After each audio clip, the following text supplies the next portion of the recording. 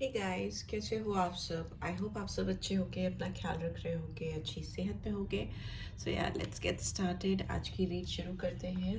आज की रीड में जानेंगे कि आपके पर्सन और आपके बीच में क्या अनकहे शब्द हैं, या आप दोनों के बीच में क्या अनस्पोकन इमोशंस हैं या फीलिंग्स हैं, या जो भी भावनाएं हैं आप दोनों के बीच में जो अनसेड हैं, जो कहीं नहीं है आपने इनसे या उन्होंने आपसे। So yeah, let's see. uh, कहीं ना कहीं ये पर्सन आपको ये कहना चाहते हैं या चाहती हैं कि आप अपनी आंखें बंद करो और फील करो अपने अंदर कि आप अपनी ज़िंदगी में जॉयफुलनेस, खुशियाँ डिज़र्व करते हो। ठीक है, आप अपनी ज़िंदगी में शायद जॉय, हैप्पीनेस, खुशियाँ लाने नहीं दे रहे हो। जो भी सर्कमस्टांसेस हैं या जो भी चीज़ें हैं जो करंटली आप अपनी ज़िंदगी में फील कर रहे हो, एक्सपीरियंस कर रहे हो, उसके बावजूद ये पर्सन आपको ये कहना चाहते हैं या चाहती हैं कि आप अपनी ज़िंदगी में फ़न एलिमेंट को लाने से या जॉय को लाने से मत रोके। ठीक है, ये आपको ये भी कहना चाहते हैं या ये मैसेजेस आप इनको देना चाहते हैं कि किसी भी इनर फीलिंग्स को, अपने अंदर की जो आपकी भावनाएं हैं, इमोशंस हैं, उनको एक्सेप्ट कर लेने में ही सबसे अच्छी समझदारी होती है, सबसे अच्छी बात होती है। ऐसा बहुत समय होता है कि हमें चीज़ों को एक्सेप्ट करने में दिक्कत होती है, पर जितना ही ज़्यादा हम चीज़ों को एक्सेप्ट नहीं करते हैं उतना ही ज़्यादा हम अपने आप को ट्रबल में डालते हैं। क्योंकि अगर कोई भावना, कोई जज्बात हमारे अंदर, हमारे मन में है, तो there is no point trying to change that feeling. ठीक है, या change that emotion that we already have inside us, because it is something जो कि हमारे कंट्रोल के बाहर है।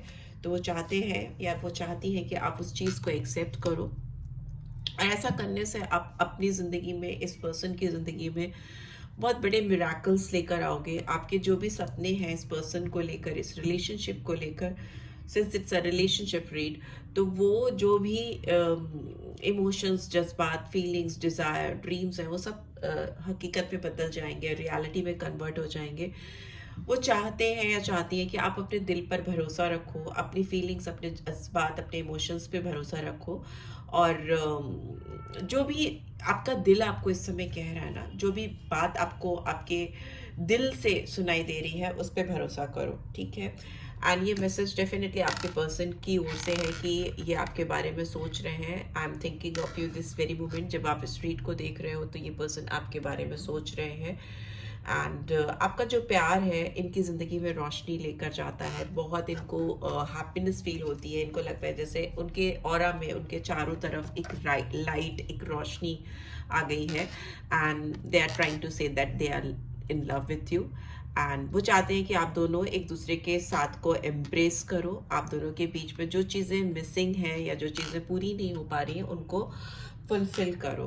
राइट, सो यही मैसेजेस आ रहे हैं इस समय, या आप इनको चैनल करना चाहते हो या आपके पर्सन आपको चैनल कर रहे हैं। यहाँ पे ये करंट मैसेजेस हैं जो आप दोनों के बीच में शायद एक्सचेंज नहीं हुए हैं, फीलिंग्स हैं, जज्बात हैं, इमोशंस हैं। लेट्स सी, टैरो के थ्रू भी देख लेते हैं क्या अनकहे शब्द हैं। 3 ऑफ एयर है। इंसान हीलिंग चाहते हैं इस कनेक्शन में। अगर आप इनसे बात नहीं कर रहे हो या आप लोग आउट ऑफ रीच हो एक दूसरे के, कम्युनिकेशन नहीं है, बिकॉज यहाँ पे सोर्स हैं, कम्युनिकेशन नहीं है, और कहीं ना कहीं मुझे ऐसा लगता है आप दोनों एक दूसरे को बहुत ज़्यादा हर्ट कर रहे हो। ये पर्सन अपने आप को रोक नहीं पा रहे हैं, अपने आप को कंट्रोल नहीं कर पा रहे हैं इस समय। एंड 7 ऑफ एयर की एनर्जी हो सकता है यहाँ पे आप दोनों के बीच में कुछ चीज़ें, कुछ बातें, कुछ हालात ऐसे हो गए जो नहीं होने थे बट हो गए, है ना। कुछ सर्कमस्टांसेस ऐसे हो गए आप दोनों के बीच में कि आप दोनों ने कहीं ना कहीं एक दूसरे को ही हर्ट कर डाला है, एक दूसरे को ही तकलीफ पहुंचा दी है, और चीज़ें गड़बड़ हो गई, ऐसा मुझे दिखाई दे रहा है। बट यहाँ पे हीलिंग का कार्ड आया है, स्टार का कार्ड है, हीलिंग का कार्ड है। तो डेफिनेटली यहाँ पे मुझे फुलफिलमेंट ऑफ डिज़ायर्स हैं।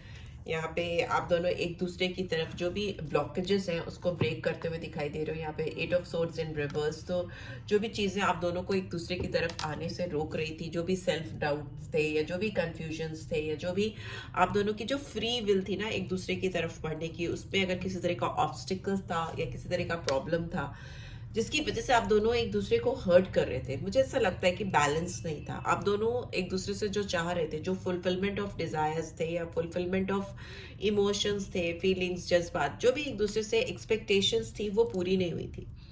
ठीक है, वो पूरी नहीं हो पाई थी। बट यहाँ पे ऐसा दिख रहा है कि वो इंसान जो भी हैं जिनसे आप डील कर रहे हो, जिनके लिए आप रीड देख रहे हो, वो इंसान बहुत अवेयर हो रहे हैं कि शायद उनकी तरफ से कुछ ऐसी चीज़ें हो गई हैं, उनकी तरफ से जाने जाने में कुछ ऐसी चीज़ें हो गई जिसके आफ्टर इफेक्ट्स या कॉन्सिक्वेंसेस इस रिलेशनशिप के आउटकम के तौर पे उनको या आपको फेस करने पड़ रहे हैं। तो वो इस कंडीशन पे नहीं रहना चाहते, इससे बाहर आना चाहते हैं। You can very soon expect कि आप को ही ये पर्सन इस हर्टफुल सिचुएशन से बाहर लेकर आएंगे। I think there is somebody crying over you. कोई रो रहा है आपको लेकर, बिकॉज यहाँ पे भी हीलिंग है, यहाँ पे भी हीलिंग है। Very painful situation is there and but still crying is also there. तकलीफ है, रोना आता है, या आपके बारे में सोचकर ऐसा लगता है कि पर्सन रो रहे हैं, रो रही है। Let's see what is outcome is coming. Reflection है यहाँ पे।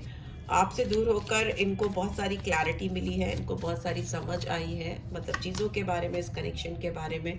हो सकता है आप दोनों के बीच में थर्ड पार्टी इन्वॉल्वमेंट रहा हो, आप दोनों के बीच में किसी और का इन्वॉल्वमेंट बहुत क्लियरली दिख रहा है, जिसने आप दोनों के बीच में आकर आप दोनों के बीच में कन्फ्यूजन को बढ़ाया। यहाँ पे बिकॉज यहाँ पे कुछ चीज़ें ऐसी हुई हैं, कुछ ऐसी बातें हुई हैं आप दोनों के बीच में, जिसके आफ्टर इफेक्ट्स अभी कहीं ना कहीं आते हुए मुझे दिखाई दे रहे हैं। उसके कॉन्सिक्वेंसेस जो होते हैं ना, वो मुझे आते हुए दिखाई दे रहे हैं। और उसमें किसी थर्ड पर्सन का इन्वॉल्वमेंट हो सकता है।